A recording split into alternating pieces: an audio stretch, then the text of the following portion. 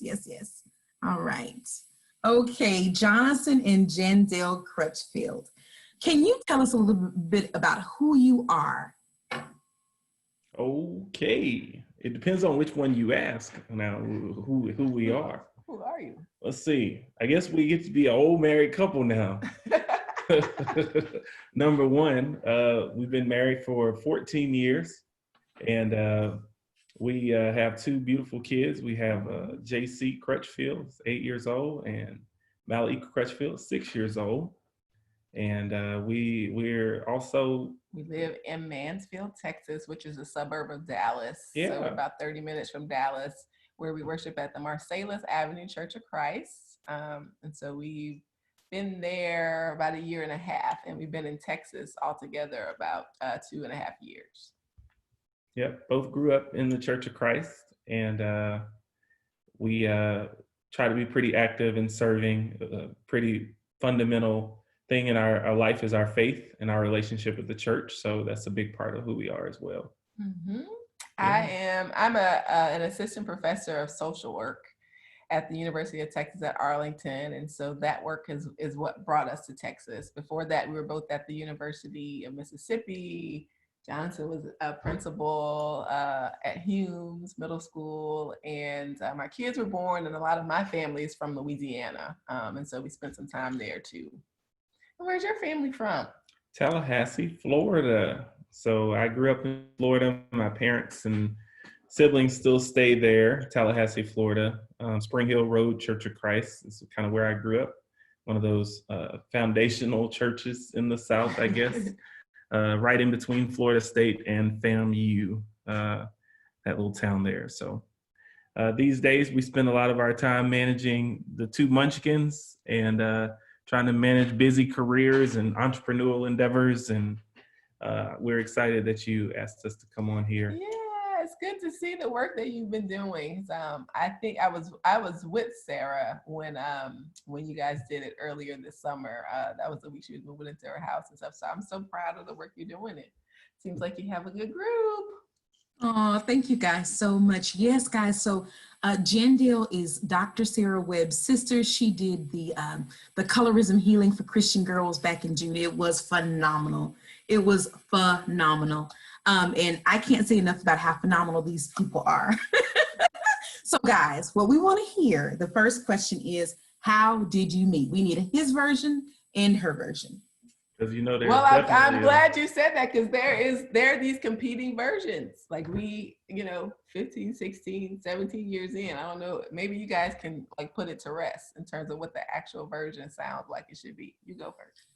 Okay, well, she came to my house for a Bible study, and I wasn't looking for a girlfriend or anything. So then she acted like her car needed to be moved and somebody needed to move her car. So I did that. And then she just started bugging me all the time and asking me to call her and stuff. And the rest is history. Okay. So we met at church, the church functions. I remember first time I remember talking to her was at my house for Bible study. Mm-hmm. So I think some of that is accurate. So I was at Florida State for my master's in social work. And so I remember the first semester I was there, I had a class during Wednesday night Bible study. And so I was like, oh man, I'm gonna miss, Wednesday night Bible class, just getting here. So I need to figure out some way to still be connected. And so Jonathan's parents had a home Bible study on Monday nights. It was Monday nights, right? Mm-hmm. And so I was like, okay, so since I can't go to Wednesday night Bible class, I can go to Monday nights at their home. And so at their home, they just happened to have, their teenage son there.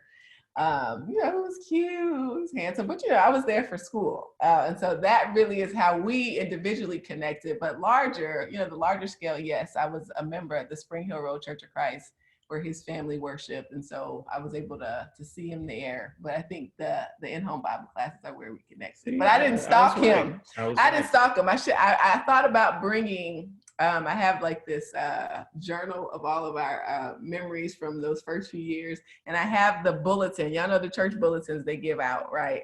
I have the church bulletin where he wrote his phone number down and circled it and said, please call me. So I still have that evidence. Well, you didn't on call my me though. side. You didn't call me the first time that I asked. Yeah, so you asked. And You so supposed I to- wasn't just bugging you just to bug you, then, Well, right? somebody told you. I told you to call me. Yeah, You have to call. you left that part out of your story. Well, I was calling you because you kept coming to my house. Okay, I was coming to your house just to come. So yeah, so it was really good that it was church linked, and I think that's part of the safety I think we both felt. Me in particular, being in a new place, like having the church as a starting point in terms of dating, all this stuff when you're in a brand new city in particular was a safety net for me. So I appreciated that. But I think my version of the story sounds more more accurate. Okay. Okay, guys, let's back up. You said that you were in graduate school and they had their teenage son. Yes. Talk So how many years apart are we? I feel older than you. so that's a portion of it, right? So in years, I'm 4.5 years older than him. So I was born in 82, he was born in 86. And so, yes, I started my master's program. I was 22. And when I met him, he was 17. That sounds right. Yeah. So I wasn't, like, it wasn't like, hey, go out with me because this is a teenager, right? So I was just kind of like, okay, you're interesting. And so I think the strategy he had though was because if you're the new girl in town, right, there's lots of interest. This is a college town. So there's several other brothers at the congregation that are college age. And so for all of the people that I would meet, Jonathan would be like, well, you know what? I'm the person around here that knows all of these guys. And, this guy, let me tell you why you really shouldn't hang out with him. And this guy, oh, you really don't want to hang out. I was protecting you. I was trying to make sure you didn't end up with the wrong, crowd. Right, exactly. So that kind of was the, I think the attitude I had towards it was that, okay, this is a, kind of a teenager who is cute, but, he's still a teenager. So, there are other people that I might be interested in, et cetera, et cetera. But he turned 18 in December of the first year, that we met. And so then we had. She called you Boaz. Boaz. See that chat? Too funny. That is too funny. Yes, Yeah. protected. Yes. Yeah, I also know that's blocking. Exactly. I just found it. I actually found it endearing. I thought it was cute. I was like, okay, I think I see what you're doing here. But, in the meantime, I did, go out on several dates with other guys. So again, you're 17, so it's not really much interest there from my perspective, other than I think it's nice. So I did happen to go out with several other guys. There was a guy at Florida State who I actually invited to church. You still remember him? Yes. What was his name? Joe. You remember Joe? You remember him? What was his last name? I don't remember his last name. You Facebook friends with him? I think so, but I think he's married with a family now. Okay, that's fair. Yeah. Okay. So I was kind of just exploring, meeting guys, things like that. And then so I remember after he had turned 18 already, we were talking again at church, and he was like, "Well, you're not like the other college students that always come to the mall and get free cookies from Cookie Company. So you could be getting free cookies. You're missing out. The other college students all come and get free cookies." I worked at the cookie company. Yeah, you worked at the cookie company, remember? So I was like, okay, this is another signal here. I said, so I want to come and get some free cookies, right? And so then, I actually started talking to him. He was a really interesting young man, post 18. And so then I actually, as we started to spend more time together and we wanted to officially, spend time dating, I actually had a conversation with his parents, right? Understanding that I was older. He actually was still a senior in high school, although he had a late birthday. Kind of seeing what they thought. And I think they thought he wasn't prepared to date. Is that what it was? Like, or was it was okay and we would just see how it would go? I can't remember. You remember what they said? It was you will never ever date this woman again. Really? Oh yeah. No, I mean the conversation that I was at the table with them, and I was saying, I don't just feel wanted to like I see could just what your date real your motive was. son, Yeah. even though he's 18, but he's They wanted to still, see what your real motives were. Yeah. Okay, so they kind of wanted to, and of course we were at worship and service together. So it wasn't, I guess if you think about two college students that are away from home, but this is his hometown. His parents are there, so they know me as well. And so I guess you said they wanted to see what my real motives were. Yeah. Right. Okay. Because you have been telling them that you liked me. Is that what it is? Yeah. So I didn't really ease it in. Going back and looking at it, I started asking my mom questions like, how do you know if she's the one? I didn't really ease in. It was like, I'm probably gonna marry this woman. And I think they got real nervous about that. And then we started talking all the time and spending more time together, and I was gone all the time and we would date. And so I think that just that sudden change in my routine, made them a little nervous. Yeah. So I think they didn't know who you were either. So yeah.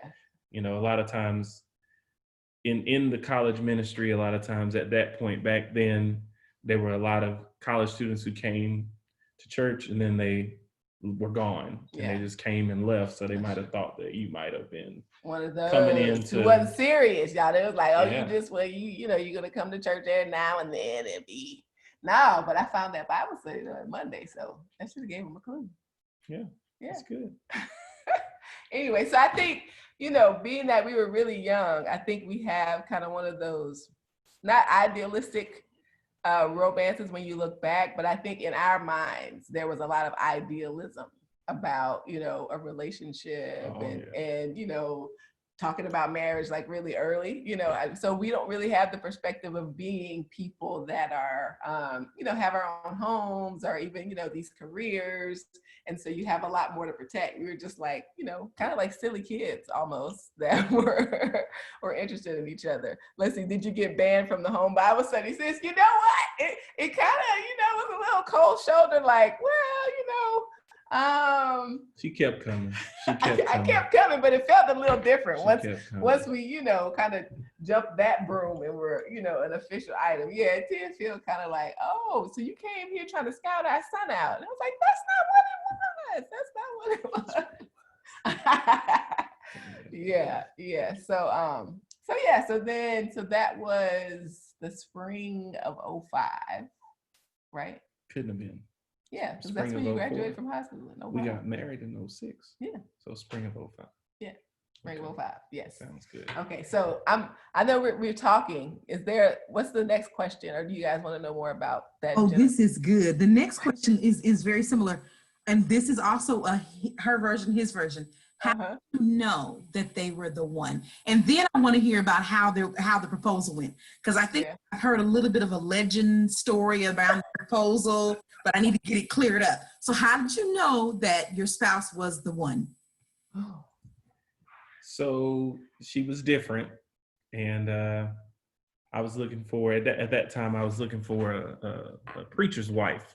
Thought I was going to be a preacher, and I was looking for somebody that I thought complimented, what I was doing, my ministry.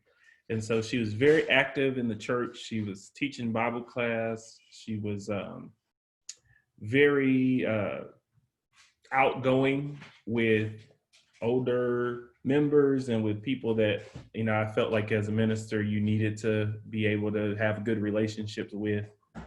I remember she was, let's see, she's typing something. Yeah. Oh, okay.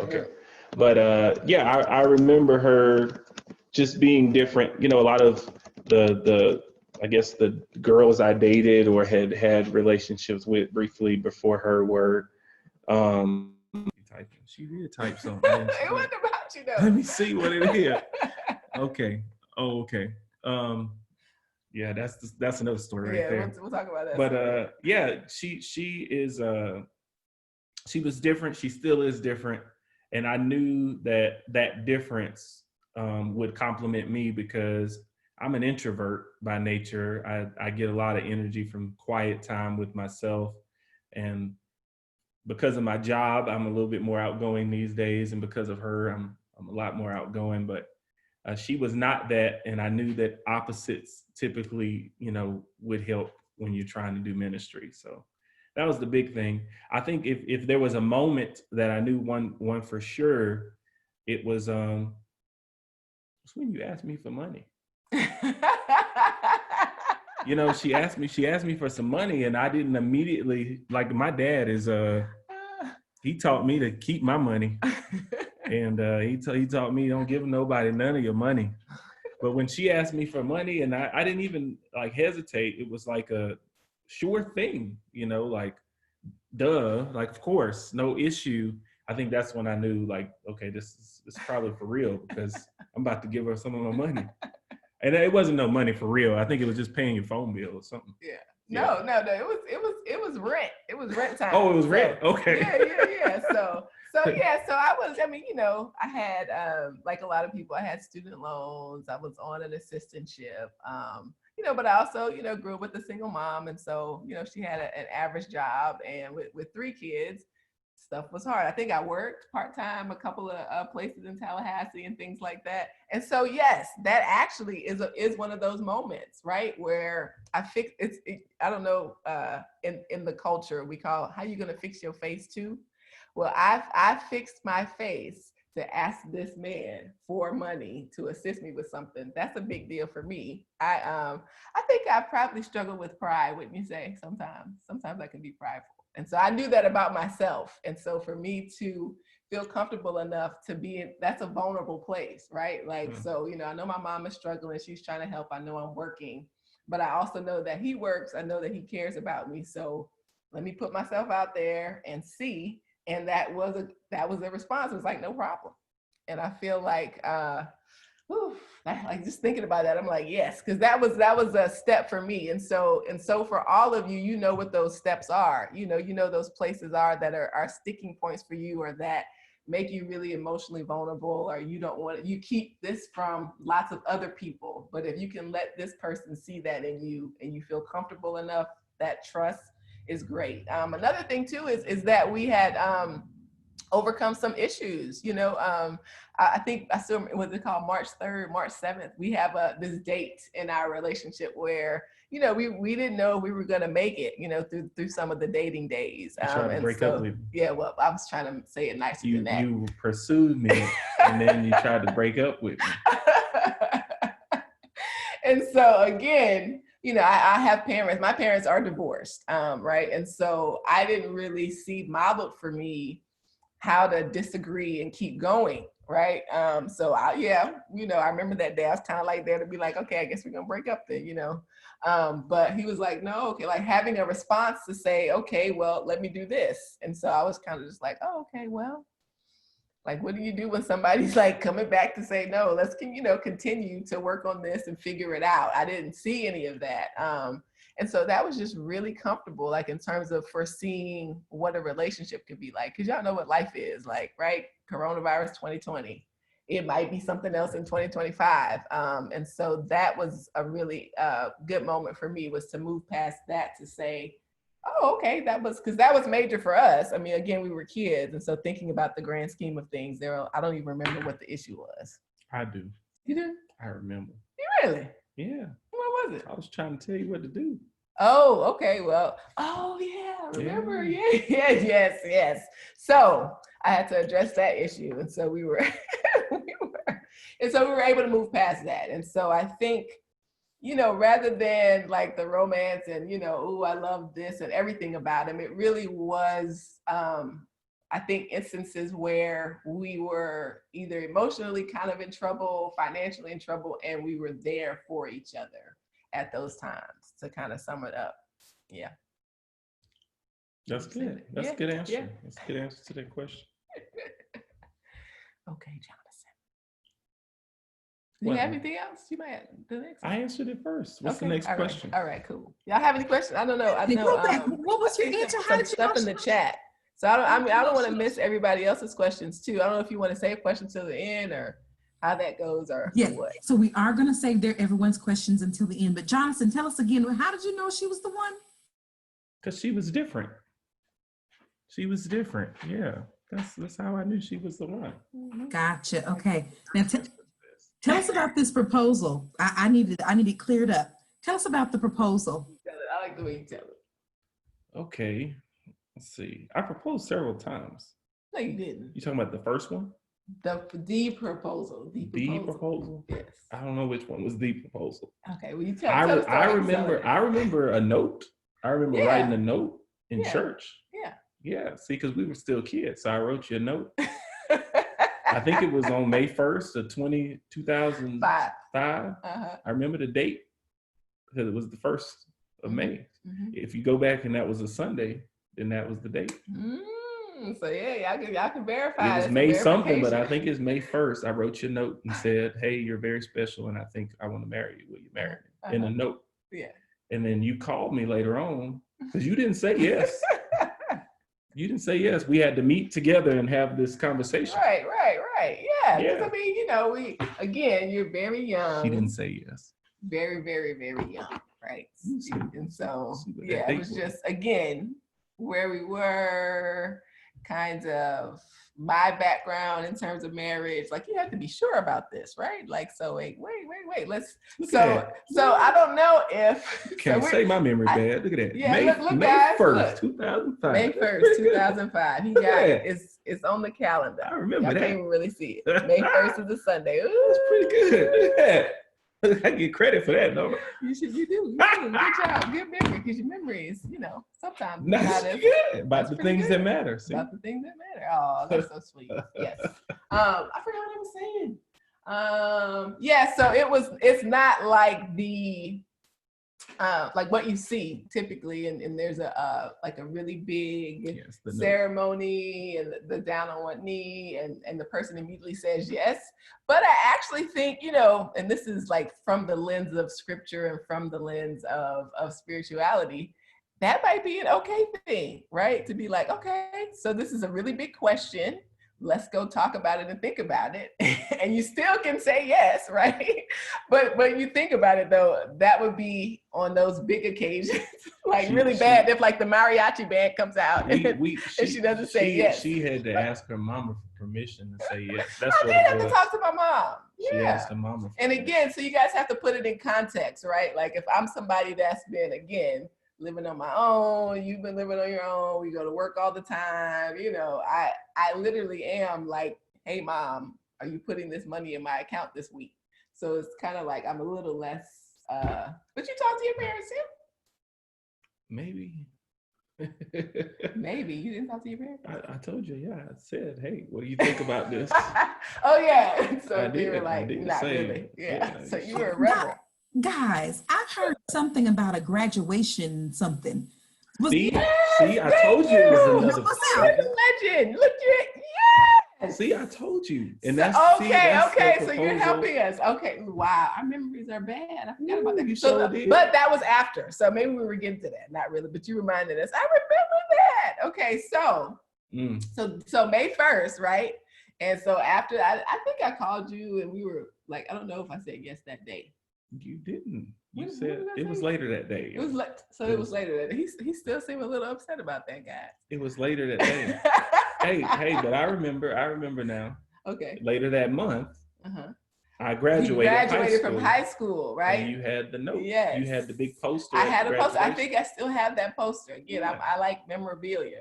So the poster, so you can imagine, kind of, I'm a parent now. And so I get it, a little uneasy, but his whole family's there. He has family from Georgia and other parts of Florida, Arizona, wherever your uncle's from.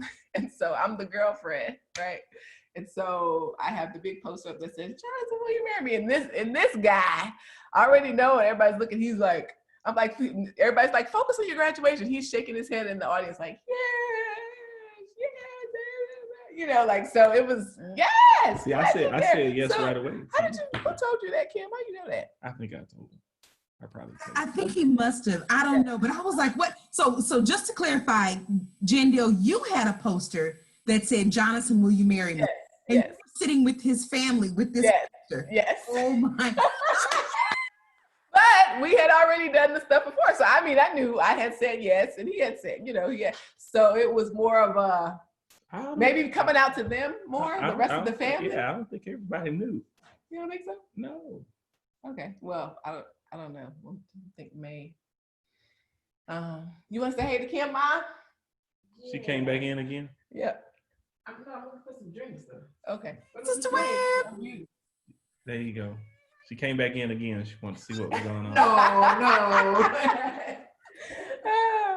But yeah, so you were saying, so yeah, so the poster, yes. So you told her about that. I think I still have it. I'll have to get a picture of it and email it to you, and you can share with the group. I put it up on Facebook. That'd be funny. Yeah. So then, yes. And so Okay, then guys. that summer, you met the rest of my extended family for our first ever family reunion. So that was another interesting. Jonathan was probably like, who in the world is the family I'm getting married into? Because the whole extended, family reunions are everybody, not just the mother-in-law, that kind of thing. But yeah, so that was us. And then we got married the following year. And during that time too, I was gone a whole 4 months, 5 months. You went to? I went to South Africa. Yeah, right. for my master's practicum. So get this, right? We're engaged, we're getting married August of 2006. So from January to May of 2006, I'm out of the country completely. Right? So that was an interesting dynamic too. We did, y'all, this is back when they had calling cards. Anybody remember calling cards? We spent some money. We spent some money because the little 500-minute calling card used to cost. And we used to just go burn through that. Like it wasn't video calls. I think we had like Yahoo Chat, like where you could chat live, but it wasn't no FaceTime and all of this stuff. So I mean, we're old.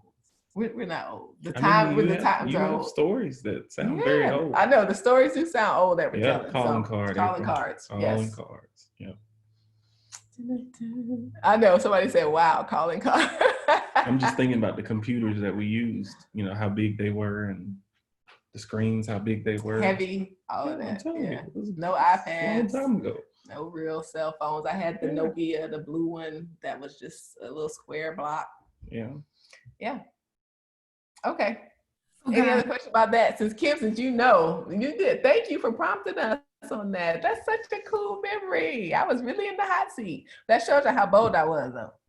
Like everybody just think about a graduation pre-COVID where everybody could be in the arena, in the building. My silly self up here holding this. And that's the difference between our families too, is because my family's a lot less expressive. They're a lot more introverted. And she stuck out because she was louder and more excited, and she's from Louisiana. She wasn't nervous, or if she was nervous, I still think she might have been nervous, but when she's nervous, she's even more herself. So, it was interesting, but look, it worked. And we're here. So, but now that it's because I think people date and stuff for a long time, and so I really didn't know his family as well as I know them now. When we were dating, and by the time we got married, and so now looking back and knowing them better, I was a lot to add to that family for sure. All right, very good. Next question. Okay, so guys, one thing that I admire about you all is how you all have built together. So as I said before, this is Dr. Crutchfield. Talk to us about how at such a young age, when you came together, how did you build together? Like how did you support one another into all of these dreams and more to come? Good question. Yeah. You go first this time. All right. Well, it was a lot of building, because if you think about it, so we were married, I was 24, Jonathan was 19. And so he was turning 20 that December. But the year we got married, I started my PhD program. Sounds right. Right. And so he was still an undergrad. So, I mean, so since we've been married, let's just say I've gotten 1 degree and he's gotten 3. Right, like all 3 of his degrees since we've been married. And so I think it's just a culture of like healthy competition, right? I'm not gonna do this if you're not gonna do this over here, right? So like counterbalancing, because I don't think we ever sat back and were like, we both want to be professors. Again, being young people, sometimes like it's great to have big dreams, but you're not as close, and so you don't really see what it's going to turn into. But we know, okay, we're young right now. As we're working, we know we want to have these skills. We know we don't want to have to necessarily go back and do it later. And so let's just keep seeing how far we can go. So building I think our footprint in terms of the community, I think made a difference too in the type of work that we chose. And so I think that kind of shaped to the degrees we wanted to pursue. We're both really interested in education and working in education. So I think it was like kind of the tandem pull of we can do this, so let's do this together, but also what's going to help us to be able to serve in the community and also in our local congregation. So I think the friendly competition thing is part of it. Like, okay, well, what are you going to do? What are you going to do? If you're going to do this, then I'm going to do this, in a good way. And so I felt like we were in school for a minute. We were in school for a while. Yeah. And I definitely remember thinking, I knew I wanted the graduate degree to be a principal. Mm-hmm. But I remember thinking, okay, she's got her doctorate, so I need one. I remember thinking that. So that was. But isn't that a blessing though? Because everybody just like, I need one too. Like you can't just go pick it up off the corner store. You know what I mean? You gotta get one. I remember that. And to add to that, I think that because we got married younger, there were some things that we just did out of probably just because we were younger, mm-hmm. Like pooling our money or, just mm-hmm. staying on the same page about where we were going to stay and stuff like that. It was just, mm-hmm. we got to make the decisions together because we don't have anything. Yeah, we didn't have. And so I think that makes a difference, and it might be different, but it's also like, let's say for those of you guys that are older and who do have some stuff, thinking about it from that framework might make it easier for you, because I think that meant the world to us to not have anything. There was not that much to fight about, like, oh, furniture, like, oh my God, we got a couch, back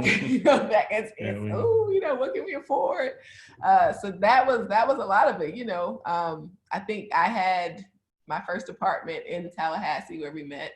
And so then, our first house together, all of those types of decisions. So that's a really good point, that we just like, okay, we're putting our money together because that's actually going to help us be able to afford some stuff, as opposed to, oh, I got, I'm on a $70K salary. So, what you doing with your car and your stuff over there, so that's a good point. Oh, that's good. Did you answer the question? I did. I thought it was answering. Okay, well, I interrupted you, so that's my No, bad. But I think that nowadays, we have kids that kind of are the priority, and so I think we build with each other by making suggestions to each other about how we're going to handle them. How are we going to shape them up? This morning it was a conversation about homework, or at other times it might be a conversation about what their interests are, their sports, or what movies we're going to allow them to watch and things like that. The partnership that you have to have in making those decisions is a part of the process. And I feel like every day we're still building together. We're building our family together when we make decisions that way. So. And I think we actually call them the building years, right? So we're in our building years. And I think what's made that, what's made it successful is Johnson has great vision, and Kim, you work with them. He has just, well, I guess that's another question about what I like. But so yes, he has great vision in terms of where he can foresee, kind of a path down the road and steps to get there. I can do that in terms of like my job, right? And so in terms of this paper I need to get published, the steps to do that, I can see, kind of what I want the kids to be and some of, what we can pour into them. But I think the more overall vision, I think he's good at saying, okay, how does this line up with what we ultimately want to do? And I think that, there were times and situations that where we had to make hard decisions, right? But having each other made it easier to make those decisions. I remember my first teaching job, I quit.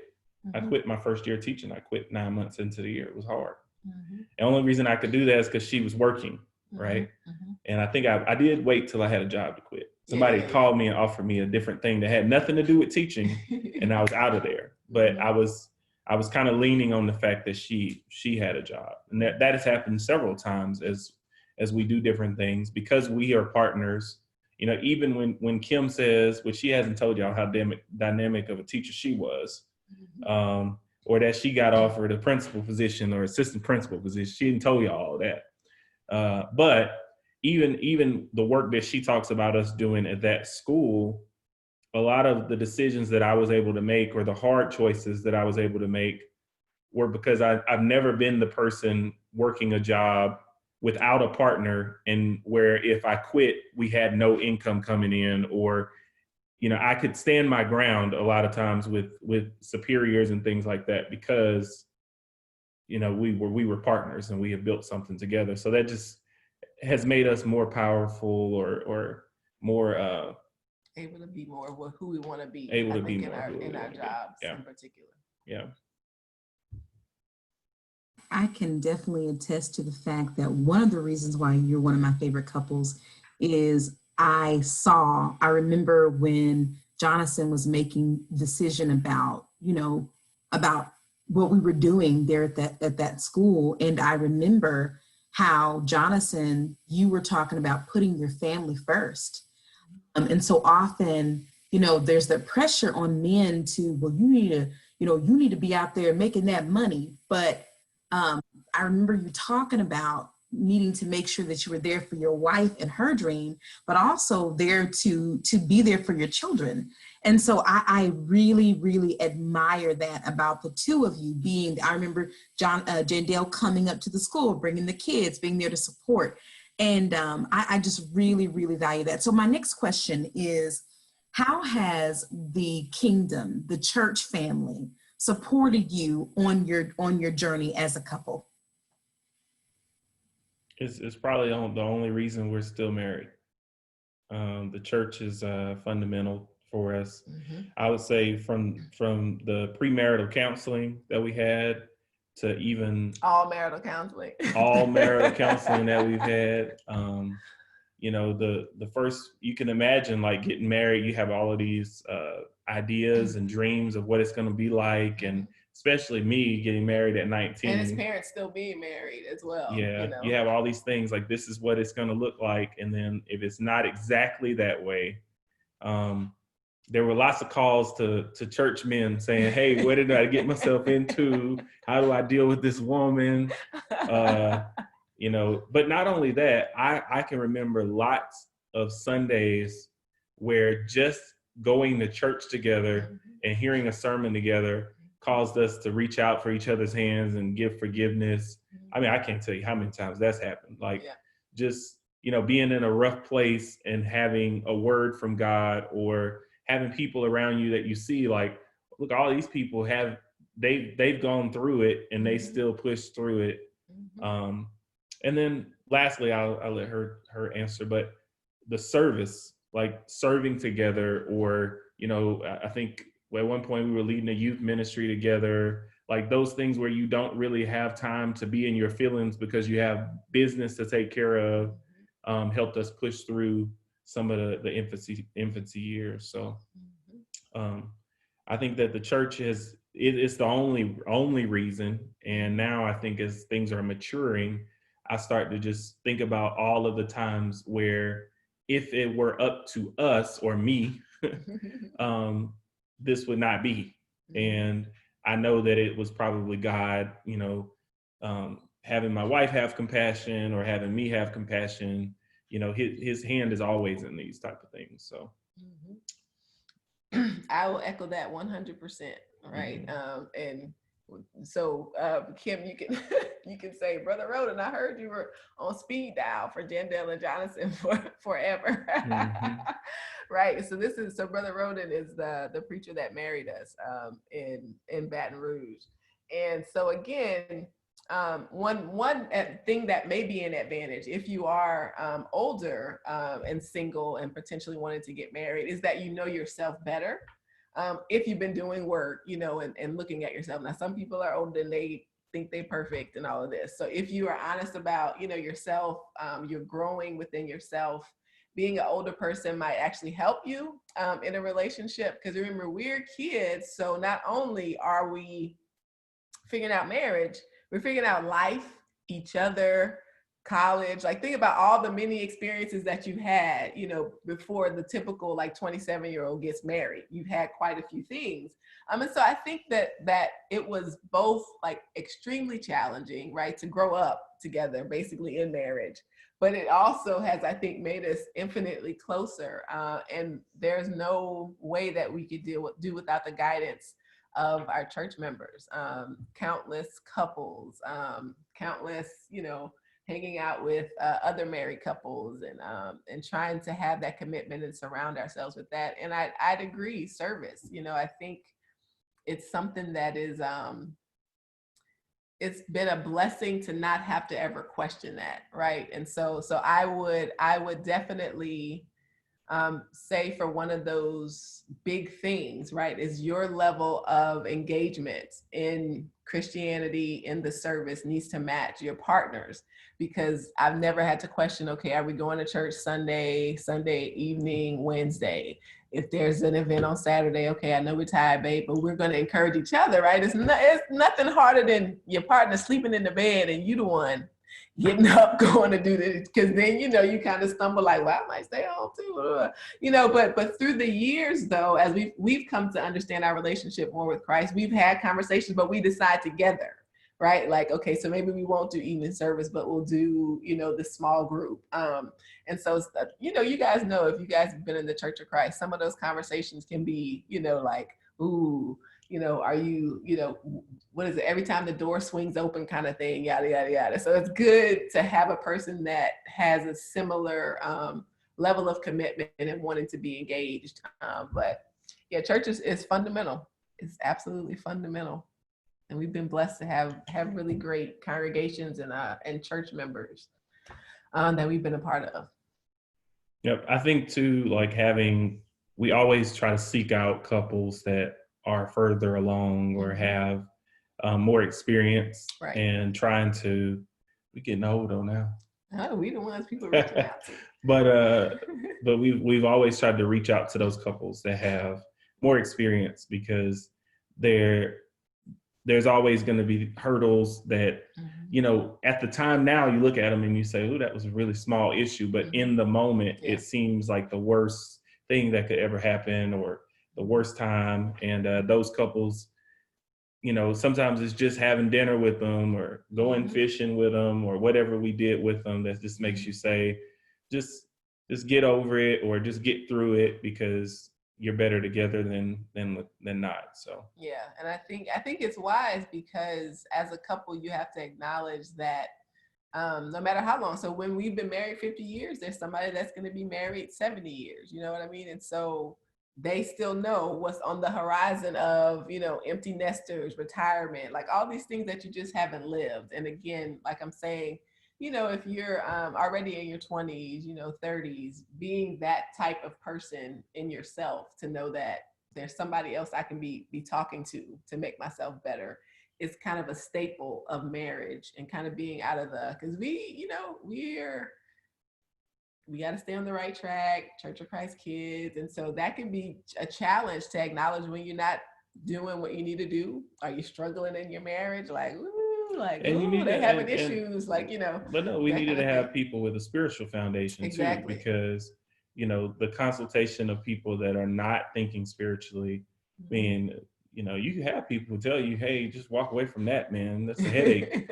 Like, true. and you need somebody to tell you, like, no, this is the perseverance that's expected from a Christian, or right. This is who you rely on, instead of relying on, your spouse to be perfect or something like that. So, although you're perfect. Oh, how sweet. Tell the truth. All right. Any more questions? Oh man, you guys are great together. Our last question is, How has you being married allowed you to serve in the kingdom more powerfully? Married to each other.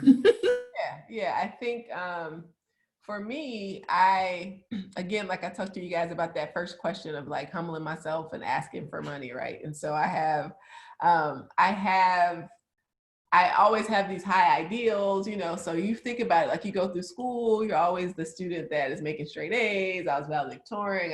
So having like sometimes worldly success can make you feel like in the kingdom you have that success as well. And so I asked Jonathan also, I think I just asked him yesterday. I was like, can you please check my attitude for me? Right? Like, why am I reacting like this to this situation?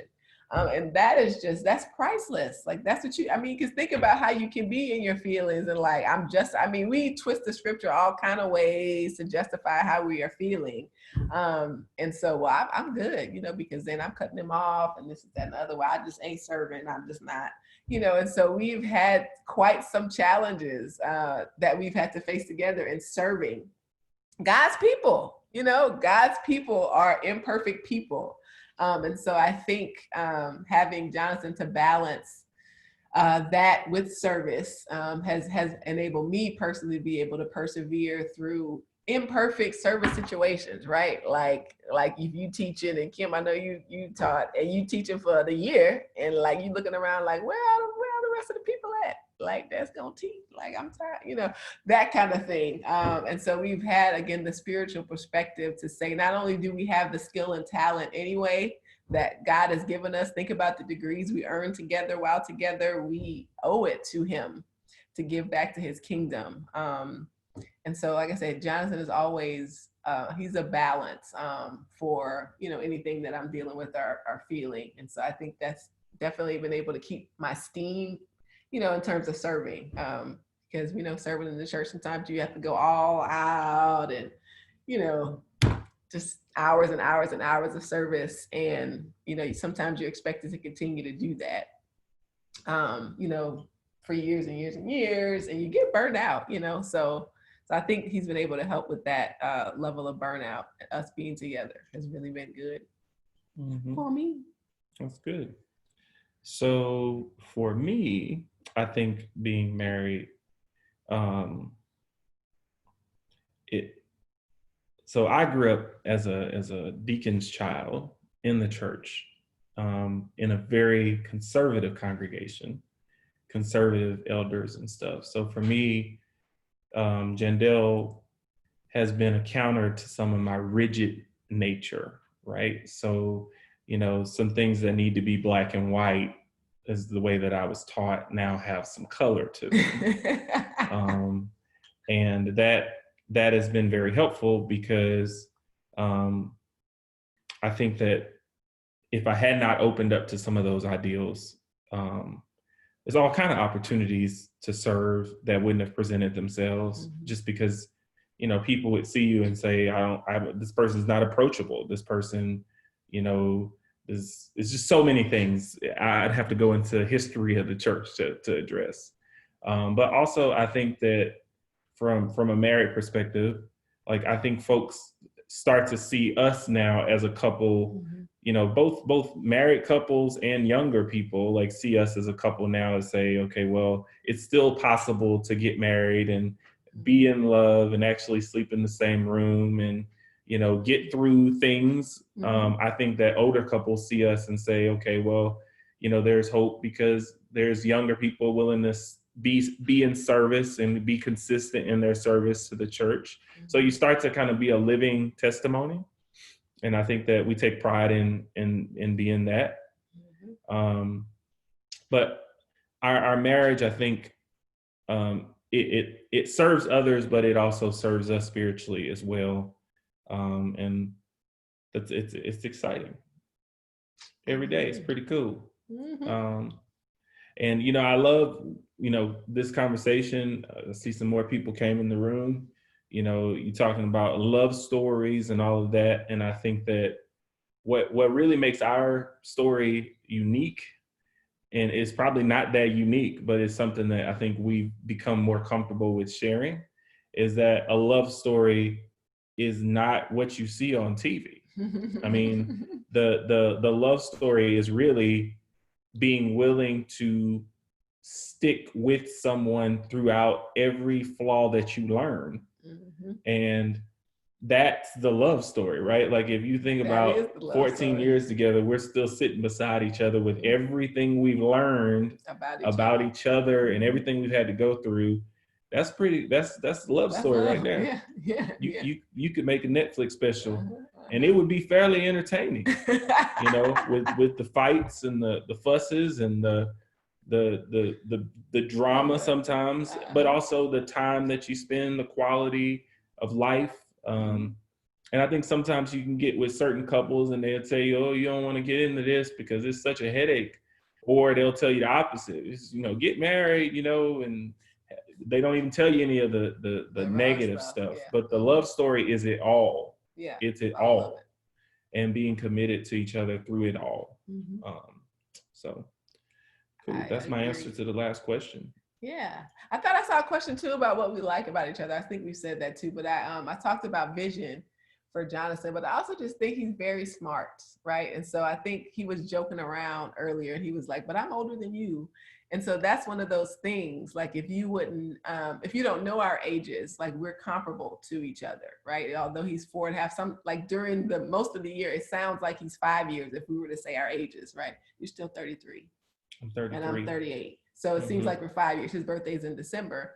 But, you know, his level of maturity, you know, you can only be so mature at 19, but still, you know, people tend to say, okay, we're evenly matched. And I think part of that is just he's a really smart guy. You know, he can teach himself anything.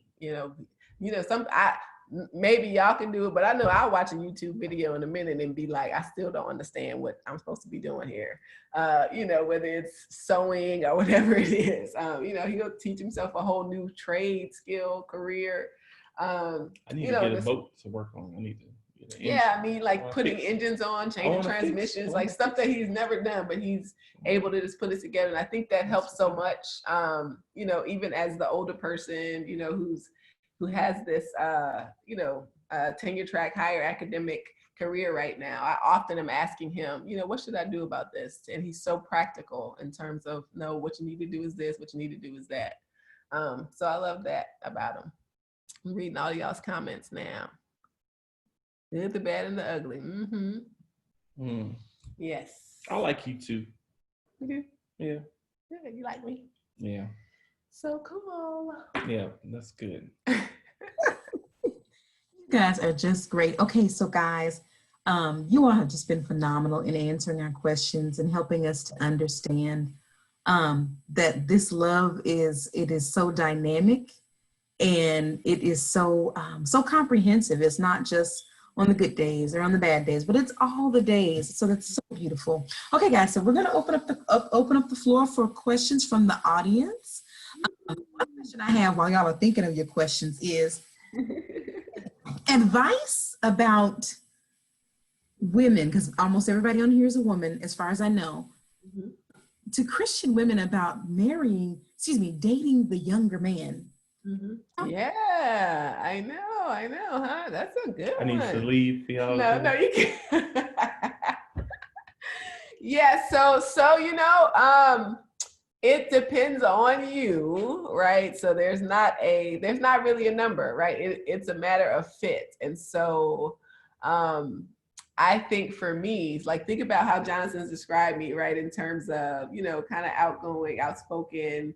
You know, I have a sillier personality, right? And so I'm not necessarily a formal woman. Like I typically, you know, I don't wear heels and like dress in suits and all of this type stuff. So I know that about myself, right? And so I think, I don't know if older men, I'm trying to think, would be as attracted to me if they are, you know, looking for a certain like woman in the home, like, right, that is, well, like I said, we were kids. So it's like keeping a home, like, what does that really mean? Like, I'm like, I'm still 22. We're going to have fun. We're going out to eat, like, you know, that kind of stuff. Like, you know, all that. And so I think my personality kind of naturally attracted like younger guys.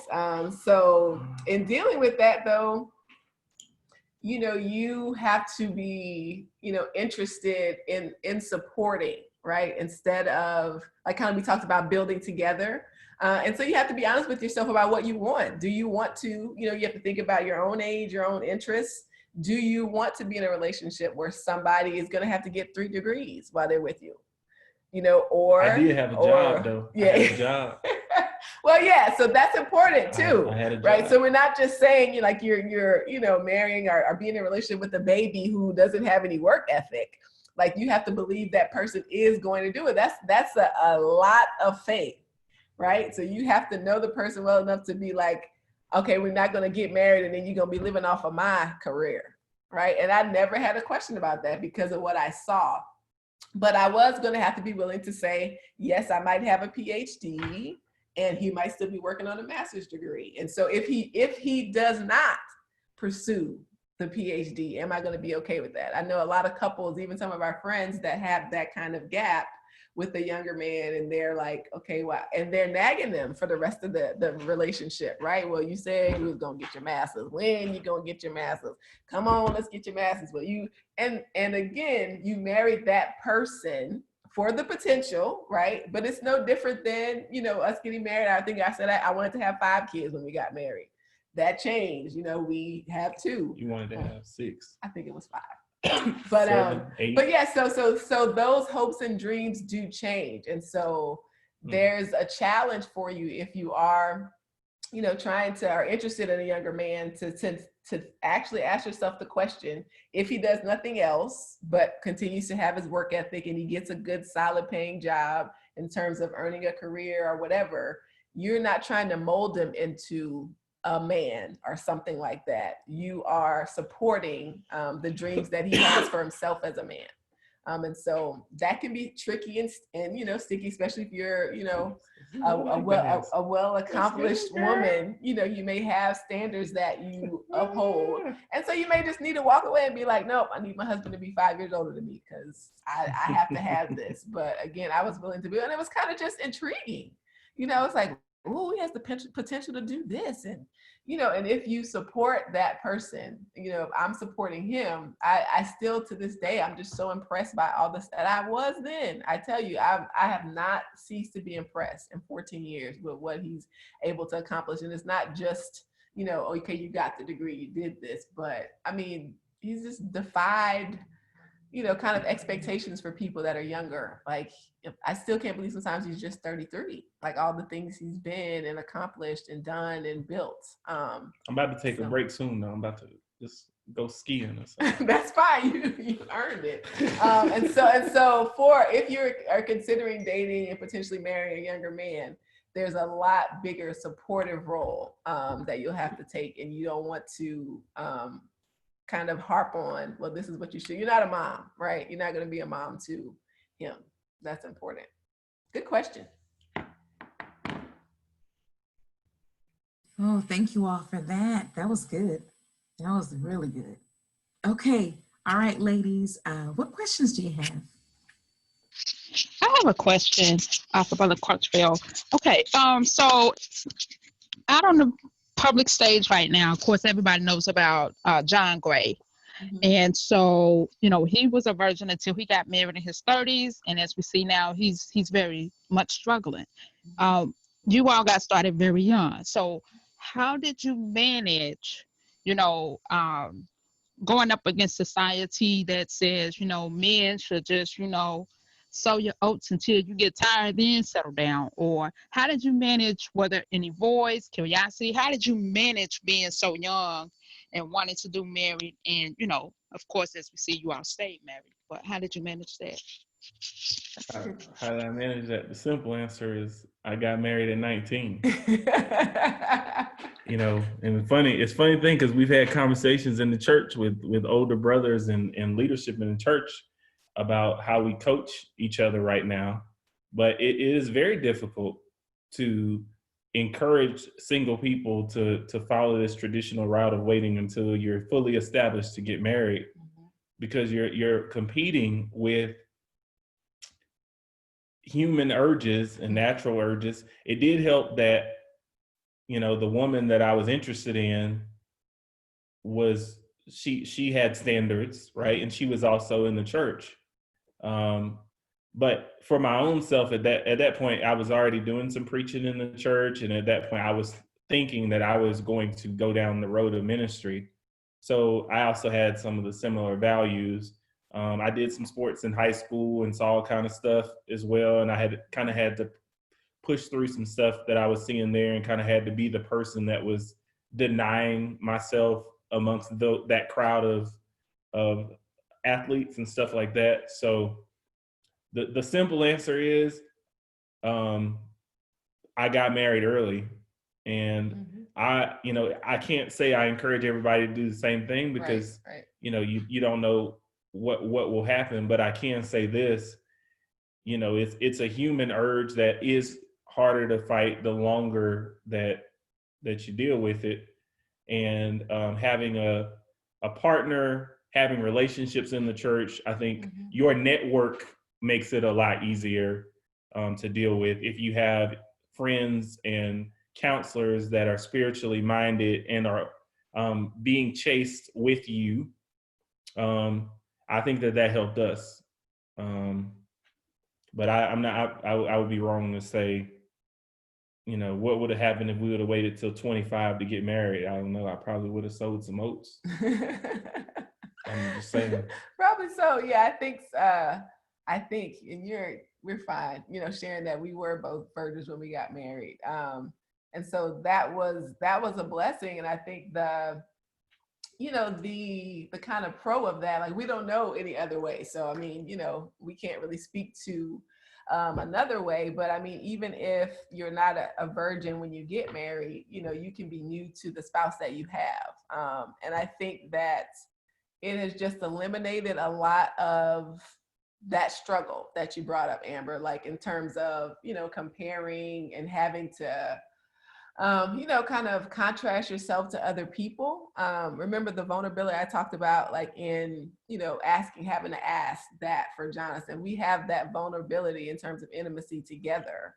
And so it's a level of protection, right? So even if it's a period of time, to say, okay, because I'm interested in getting married, I know that I may meet somebody, and so I want to commit to celibacy, or, waiting till we're actually married. But I think it's a level of vulnerability that we're able to have with each other, just another hurdle, right? So I don't know if I'm familiar with John Gray, but I'm just talking generally. In marriage, there are enough hurdles, right? There's enough challenges, right? And so in terms of intimacy, that is just one of the things we don't have to deal with or worry about, because we were able to, thankfully, wait until we were married. And it's something that's, again, we're kids and growing up, and so we're able to explore, and enjoy with each other. And I think the more we let, kind of society and other people dictate and creep into the relationship, is no different. Intimacy is one area, but it's the same for your church standards, right? And your amount of worship, how you raise your kids. And I've actually, I've shared that with several single women. It's not that once you get married, everything is solved, because, Tom, Dick, and Harry still are going to have an opinion about what your marriage should look like. So as a single person, people have opinions about what you should be doing when you're single. And so that's not going to be the end goal. In marriage, you're still going to have to work, and you're still going to have to work together to define for yourself what you want your marriage to be like, whether it's in the bedroom, whether it's at the church house, whether it is, with your kids. But it's a challenge. We watch, we have our evening hangout time, right? And we've been watching Family Matters. And so we just comment about, how, we kind of grieve the fact that our kids are not going to have many shows that show them any type of thing to aspire to. It's basically going to be like, whatever you want to do it. And that is a big challenge. It's hard. Let me see. This person said John Gray, TV minister, was molested as a child at Demons on. Okay. Yeah. So there's a lot out there already that we're soaking up as people that live in this society. And so that's just a matter of what you foresee as a single person, you could potentially protect your marriage from just another struggle that you'll have to deal with, knowing that marriages do have challenges. That might be one that you can struggle less with if, you know, you make that commitment to yourself and to your future spouse. But there's lots in that arena. But I agree with Jonathan too. You know, if you think about it, he had a really good explanation. He taught about this topic one time, and he said, if you think about your body, right? And, you know, many girls start their menses like 10, 11, 12, which is basically biology's way of saying, you know, you're ready to have sex and have kids. You know, and in Western society in particular, we are like delaying it more and more and more and more and more. And so it's definitely the challenge. We'll be there soon. Yeah. So with our kids, in terms of having to be like, what do you teach your own kids? Yeah. Well, you know, of course, we have biblical standards that we teach our kids, but I find it hard to believe that when we're asked to save ourselves until marriage, or to when God tells us there's one person that we're supposed to be intimate with and it's supposed to be in marriage, there's no way he was thinking, and I just know this because it's just biologically, if that's what he was thinking, it would have been a whole lot easier for him to make us not be able to have urges or sensations or anything until we were 30. Right. So, you know, I'm gonna tell my son, you know, you're not like the world. You know, you are called out. You're different from the world, and there are there's some maturity that you need to have before you commit to a long-term relationship.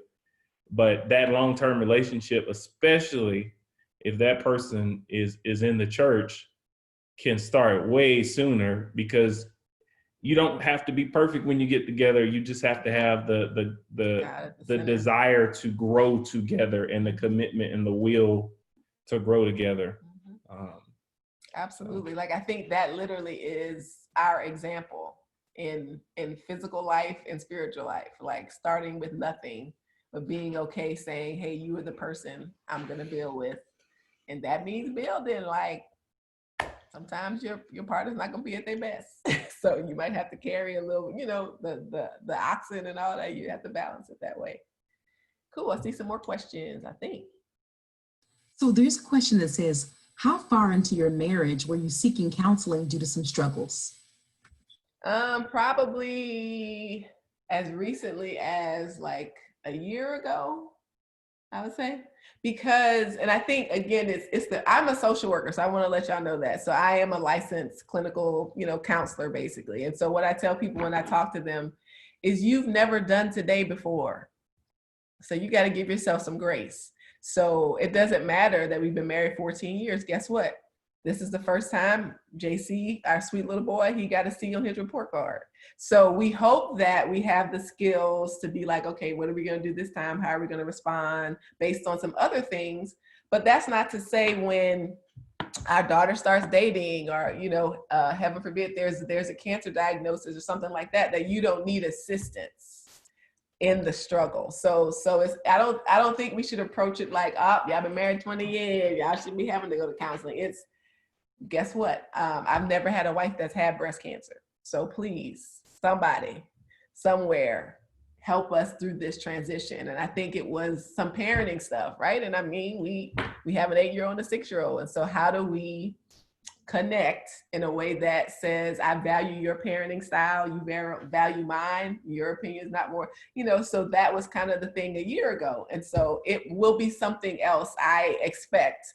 And it's like free advice, like who, I mean, you know, like, especially if it's Christ-centered and it's in your congregation if possible, or through other Christians, you know, like, just tell me. I'll stop in the parking lot. I'll never forget, pre-COVID.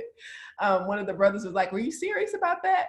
I was like, can y'all just tell us how y'all got this teenager that y'all have? Because we teach the youth at our current congregation, and we just love some of the kids. And so we were literally asked the parents, just tell us, I mean, like, highlights, points. And so that doesn't have to be, you know, a physical where we're going to counseling because we have problems. I want to know, people tell me so I can avoid the pitfalls and be able to overcome this stuff. So I'm gonna answer the question from the other way. Mm-hmm. Probably when we first got married, I would say it was probably, we got married in August. Mm-hmm. We had our first really big issue, maybe Yeah. November. October 10th. So 11th. somewhere in there. We remember dates. And before that, what was the date? October 11th. Yeah, we had really big issue there. So before that, we started to notice some things were not going to be how we thought they were going to be, and so I think we started seeking counseling pretty much right after we got married. That's how I read the question. Okay. Was how soon, and how soon. How far into marriage were you seeking counseling? I don't know. But I think it's good to answer it both ways. Yeah. Yes, it was quickly. Now that said, I was pretty conservative. So in my mind, we were going to be married. I was going to marry one woman one time, but I was also very rigid, which means you were going to do what I said. And I was 19, so I really meant it. Like, you were going to do what I said, how I said it. And that is so counter her personality. So you can imagine when, somebody say, oh, you're going to be a virgin when you get married. Okay, well, now we're married and I'm going to tell you how this going to roll. And, that ain't how it rolled.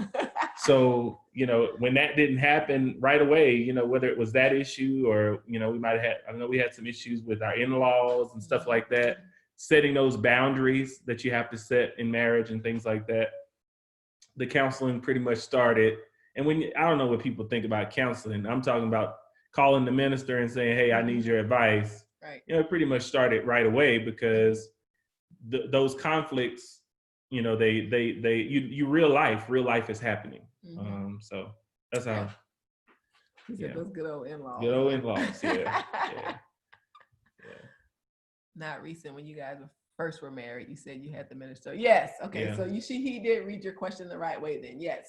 And I guess it was pride too. It's pride sometimes. You're thinking about, this is what I viewed my marriage was going to be like, and this is how I thought my wife was going to be. And for me at the time, it was, this is what I think a Christian preacher's wife is supposed to look like and do based on what I had in my head. All of those 19 years. Yeah, all those 19 years. These are the preacher's wives I saw. This is what they did. And that, sometimes that reality check causes you to go into like a crisis, like, oh man, what did I do? But having those support systems, probably was more so for me than her, because I think she dealt with it better. But having those support systems can be helpful. Yeah.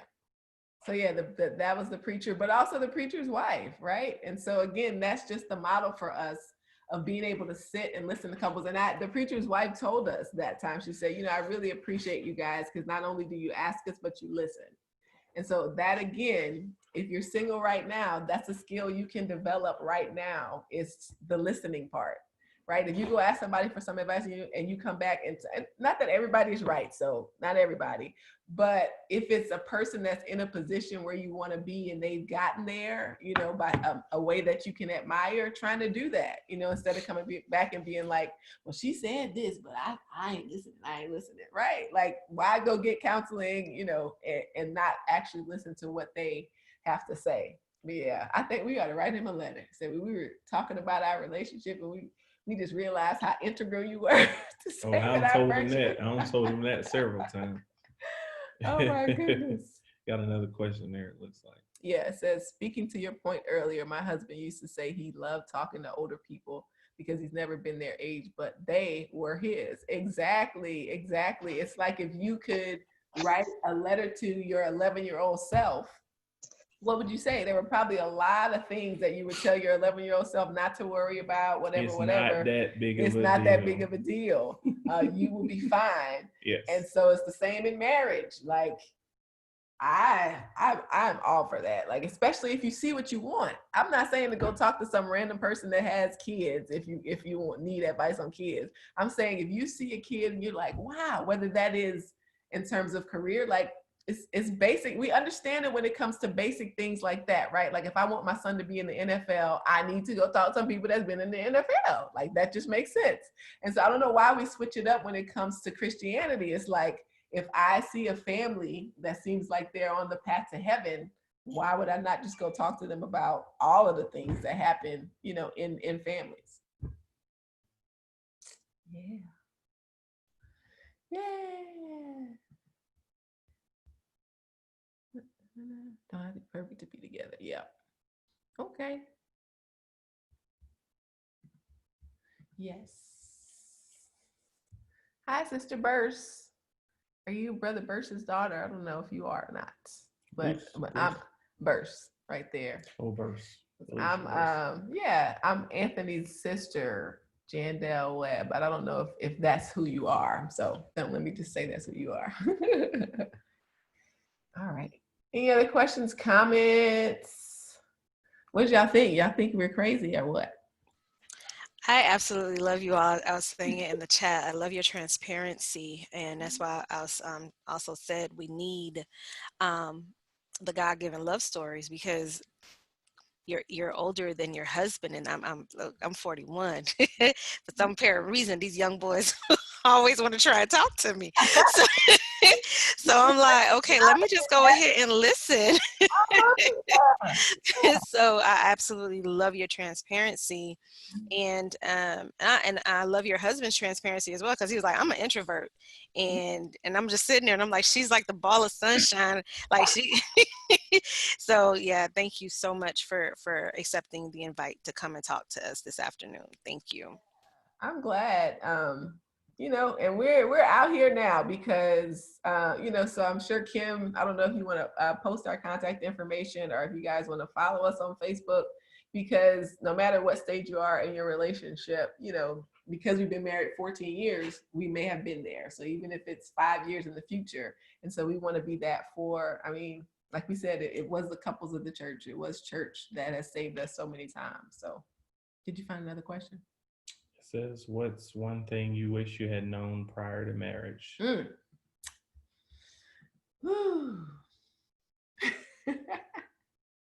Prior to marriage. I think a lot of what we're saying now in terms of those challenges is hindsight. Like I said, I'm a licensed counselor now and all of that, but you really start to, you know, kind of doubt yourself and your relationship when you have challenges. And so again, if I could tell myself that, no, you need to work through things. Remember that example I gave at the beginning where I kind of knew he was the one, is that I had a problem, we were able to overcome it. And so that's just a personal thing for me, is that I hadn't seen that as much. And so kind of each of the little, okay, we're calling the preacher now. And I'm just like, man, we just, you know, must not be meant for each other, you know.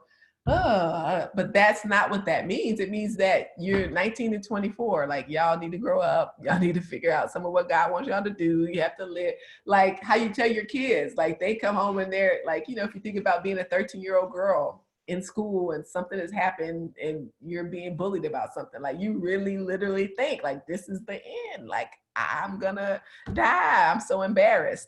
And if you could talk to you that 13-year-old and be like, no, you're not. It's okay. So I would be the voice of reason before marriage, understanding that that challenges will come that doesn't reflect that you should call it quits. It's a challenge to rise to. And so if I had that perspective going in, I think I wouldn't have just panicked so much in some of those moments. And I would have had the approach of, okay, how are we going to get through this at first? Like, I can do that now, but much earlier. That would have been better. Mm-hmm. What would you tell yourself? What do you wish you would have known besides the fact that me, I'm crazy? Oh man. Yeah, I think if I don't know. I think, you know, in church, I think sometimes when people don't do things the way we want them to do it, I think because we were getting married young, I think I got a lot of coaching. Don't do it. Mm-hmm. I got a lot of coaching to say, like, you're getting married too early. And I just kind of pushed through a lot of that coaching. But I think if people were saying it's going to be very difficult, but it's going to be worth it, mm-hmm. I think that would have been better coaching. Right. Because if I had known that, then like she said, you know, it seemed like all of the critical moments were like, oh my goodness, this might be the end. They were right. Like, oh, yeah, this type of thing, you know, instead of this is going to be expected, and especially how young you guys are, you're going to have to expect this. So I think we could have viewed our problems a little bit differently if we had you should had be that having perspective. people saying what you're about to do is the hardest thing you're ever going to do in your life, but it'll be worth it. Yeah. That's what we should be telling everybody. Mm-hmm. You know, you're going to have to get through things. It's going to be hard, but it'll be worth it. Mm-hmm. You know. And it's true. That's what true love is. I mean, Yeah. you think about parents don't only love their kids, you know, when they're perfect kids. The true love about that is that they, you know, kind of have an unconditional place to come and be themselves in, you know, families that are doing what they need to do. Sometimes that's not always the case. Speaking with my social worker hat on, but ideally, you know, that's what family is a place, you know, to be accepted. So. All right, let's see. We got one more. Kim, do we have time for one more here? Absolutely, absolutely. You ever feel like you're being therapized? I'm a therapist too, and sometimes I'm guilty. Do I therapize you? I don't know. I don't know. I can't answer that one. I'm sorry, April. I don't think so. Sometimes I'll be like, all that therapy, you know, we should be able to get through our arguments quick. You know, you don't need to go to a counselor. You know you know how to resolve this.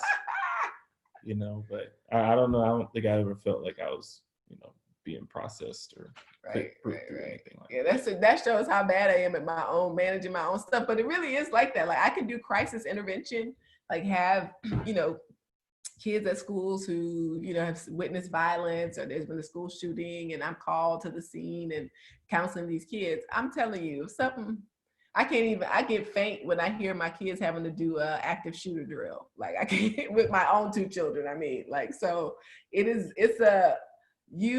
can do, the therapist needs a therapist. So that's April who says that you're guilty of therapizing. That's probably because you're probably more even keeled. I get way too excited to implement any of my own strategies in my family, which is bad. But that's how it is. So he probably hasn't felt that because I usually can't call it up. But I can do it with other folks. Amber says, how has your communication style changed over the years? I think I'm willing to do more listening. And, you know, I think you start to get into patterns. And so for those of you guys who've been in relationships, or if you think about your relationship, like with a parent or with a sibling, they know what's going to set you off and you respond. Sometimes you give them what they are going to give you based on that. And so, you know, I try to be less reactive in situations, and also to try to push less buttons, right? And to, again, go back to that partnership. Remember, if we're tackling a problem, it's a problem for us both to address as partners, as opposed to I'm right, you're wrong. My perspective is right, your perspective is wrong. John Olson. How has my communication style changed over the years? I think I pick my battles. I don't think everything is an issue. Mm-hmm. And in the beginning, everything was an issue. Mm-hmm. Everything you see that's different than what you expected or want, you know, everything is important, you know, mm-hmm. And I think I pick my battles. I know that her communication style has changed because I see her starting to pick her battles as well. Mm-hmm. And I think it makes everybody more comfortable when you know that somebody's giving you grace. And I do think that, you know, matter of fact, I tell my son now, you know, you have to kind of say every now and then, you know, an issue reaches the point where this is one of those sit down and talk type of issues. But in the beginning of the marriage, I thought everything was, we need to stop. Yes. We're not going on vacation. Oh my goodness, y'all. We're not going on like literally, we're not going to this graduation. We're not going to the family reunion. We need to talk and resolve stop this. And talk right now. I'm like, these tickets to this thing, what are you talking about? Yep. And I thought everything was that. Until we get on the same page, life stops. Mm-hmm. And now I think I try to choose those moments where things are smoother, you know, just try to say what you need to say and move on type thing, and not really expect, to have these deep conversations where everybody agrees about how life began every time. So I think that's something that has changed. For sure. But every now and then, I gotta tell her who, gotta tell her. Oh, you gotta tell it. Gotta tell her. Say, hold up. Oh man, it's a lot of fun, guys. A lot of fun. Every now and then. Oh, your mama say it's time for my the mother kids to says, come y'all back. have to log in to hear that story another time. My mom is asking if we're done. So my mom has also lived with us, or now near us, for many of the years of our marriage. So that's another story. I don't know. I might just have it. Maybe we'll write it up. And so I think it's been a helpful force in general overall. I think it's brought us closer together, been priceless with the kids, but has been some boundary setting stuff. Like I was teasing you guys about her, like being like, oh, she's trying to hear our story. She waved and was like, I'm not trying to hear. Y'all know she was trying to hear our story. Y'all know that. So just the basic stuff like that. So that has definitely been, whereas you might have, a child, or it's stepkids when you're in a relationship or whatever it is, we have, my mom with us. And so that's another thing we just have to partner on and working on that. Cool. So she's calling us, y'all. So, it's been fun. Thank you guys so much. This has been wonderful. So wonderful. Jonathan, would you lead us out in a prayer to close us out? I can do that. Thanks, Kim, again for the introduction, and Adney, the opportunity. Everybody in charge of this. Appreciate y'all. It actually encourages marriage when we get invited to things like this. So yes, so thank y'all. We'll take that. Let's pray. Dear God, thank you for this day. Thank you for this time that we have had together today. Thank you for the leaders of this ministry, and for all of those who were blessed by today. We just pray that you would strengthen our marriage, strengthen the marriages of those that are married on this call.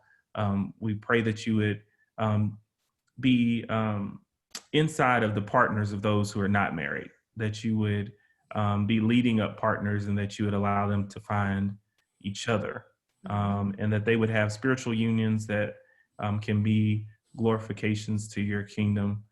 We pray for all of those that are in need, that have needs that only you know. We pray that you would just be there for them. It's in Jesus' name we pray. Amen. Amen. Thank you guys so much. Amen.